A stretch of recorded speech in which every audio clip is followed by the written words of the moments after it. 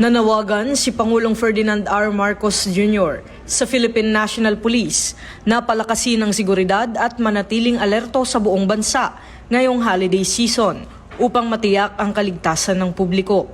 Ito ay kasabay ng oath-taking ng 50 bagong star-rank PNP officers sa Malacanang Palace, kung saan hinimok ng Pangulo ang mga pulis na magkaroon ng visible and reassuring presence sa pangunahing kalsada, pampublikong lugar, transport hubs at mga komunidad kung saan nagtitipo ng mga pamilya sa Kapaskuhan. Aniya, mahalaga na maramdaman ng bawat mamamayan ang saya ng Pasko ng may kapanatagan, pagkakaisa at tunay na ligaya.